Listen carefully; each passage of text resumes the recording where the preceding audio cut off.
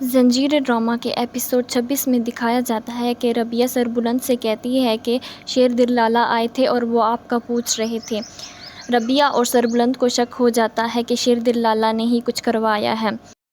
ادھر سے شیر دل لالا بہت پریشان ہوتا ہے کہ جن گنڈوں کو شیر دل لالا نے حملہ کروانے کے لیے بھیجا تھا ان میں سے ایک کو سربلند نے پکڑ لیا۔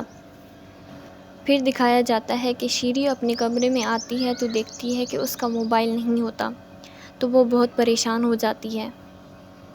گزشتہ ایپیسوڈ میں دکھایا گیا کہ شیری کھانا بنا رہی ہوتی ہے تو ربیہ چپکے سے اس کے کمرے میں چلی جاتی ہے اور اس کا موبائل ڈھونڈنے لگ جاتی ہے۔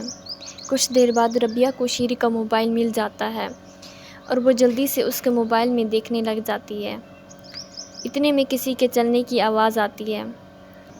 پھر ربیہ کو شک ہو جاتا ہے کہ یہ شیری ہی ہوگی۔ وہ جلدی سے کھڑکی سے باہر نکل جاتی ہے۔ پھر شیری آتی ہے اور کمرے میں دیکھتی ہے تو کوئی بھی نہیں ہوتا۔ پھر وہ کھڑکی بند کرتی ہے اور واپس چلی جاتی ہے۔ پھر ربیہ دیکھتی ہے کہ بھابھی نور کا بیٹا اذان دے رہا ہوتا ہے تو ربیہ اسے بلا لیتی ہے اور کہتی ہے کہ یہ اذان تمہیں کس نے سکھائی؟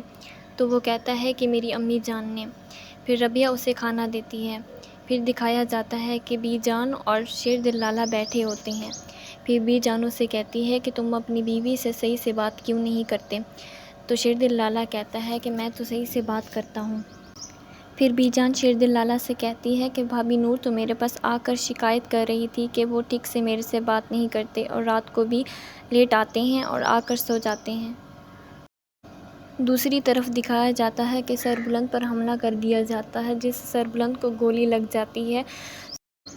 پھر سربلند ربیہ کو کال کرتا ہے اور کہتا ہے کہ پیچھے والے دروازے سے آ جاؤ اور آ کے مجھے لے جاؤ۔ جب ربیہ آتی ہے تو دیکھتی ہے کہ سربلند کو گولی لگی ہے تو وہ بہت پریشان ہو جاتی ہے اور پھر پوچھنے لگ جاتی ہے کہ آخر ہوا کیا ہے؟ تو سربلند کہتا ہے کہ کچھ لوگوں نے ہم پر حملہ کر دیا تھا۔ پھر ربیہ سربلند کو لے کر جاتی ہے۔ پھر سربلند کہتا ہے کہ کچن میں جاؤ اور جا کر ایک الماری میں سامان رکھا ہے وہ جا کر لے آؤ۔ ربیہ جاتی ہے اور وہ سامان لے کر آ جاتی ہے۔